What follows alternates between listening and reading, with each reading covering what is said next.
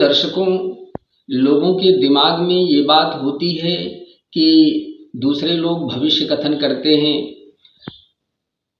उनको ज्योतिष का ज्ञान होता है, क्या हमें हो सकता है या नहीं।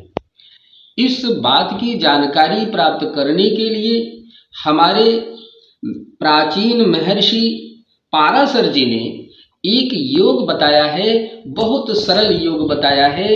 इसको कोई भी जातक या जातिका अपनी जन्म पत्री में या अपनी जन्म कुंडली में देख करके इस फार्मूले को अप्लाई करके यह जान सकता है और अपने अनुभवों के द्वारा वह इस बात का निर्णय भी कर सकता है कि हमारे महर्षि पाराशर जी ने क्या योग बतलाया है, कितना सत्य है। हम तो कहते हैं दर्शकों, यह तो 100% सत्य है।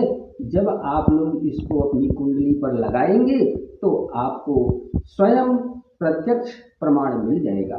दर्शकों, महर्षि पाराशर जी का कहना है कि त्रिकोण में कहीं भी, किसी भी त्रिकोण में यदि बुध तथा चंद्रमा साथ साथ बैठे हैं तो ऐसा जातक भविष्य वक्ता होता है, या भविष्य कथन करने का व्यापार न करे तो भी उसको इतना ज्ञान होता है कि वह किसी के द्वारा बताई गई बातों को सहर्ष अपने दिमाग में रख सकता है और उसको वो बात याद हो जाती है।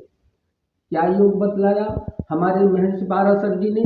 तो दर्शकों, उन्होंने कहा त्रिकोण में, त्रिकोण कुंडली का त्रिकोण क्या होता है यह सब हमारे ज्योतिष प्रेमी लोग जानते हैं। वैसे भी हम आपको इस उदाहरण कुंडली बना करके समझाने चल रहे हैं। आप यहाँ थोड़ा ध्यान दें कि कैसे त्रिकोण को हम समझें। बना हुआ है कुंडली, चाहे जिस लग्न की हो, जिस राशि की हो, हमको मतलब है त्रिकोण से। त्रिकोण क्या होता है? पहला भाव, पांचवा भाव और नौवां भाव, ये त्रिकोण कहे जाते हैं।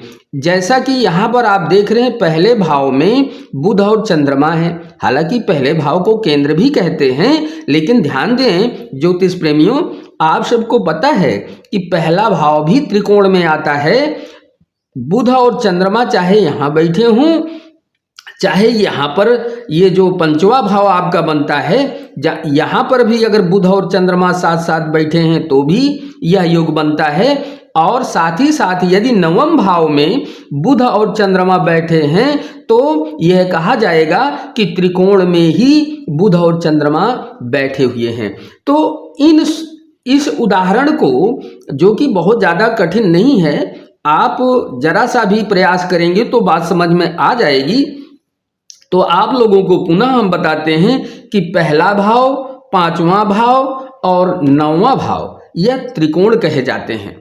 तो कुंडली के त्रिकोण में कहीं भी, चाहे यहाँ पर पहले त्रिकोण में, चाहे दूसरे त्रिकोण में या तीसरे त्रिकोण में बुध और चंद्रमा बैठे तो समझ लीजिए कि यह बुध और चंद्रमा उस जातक या जातिका को भविष्य कथन करने की शक्ति प्रदान कर देते हैं, ऐसा ज्ञान प्रदान कर देते हैं कि वह किसी का भी भविष्य कथन कर सकता है और कुंडली में बैठे ग्रहों को समझ सकता है।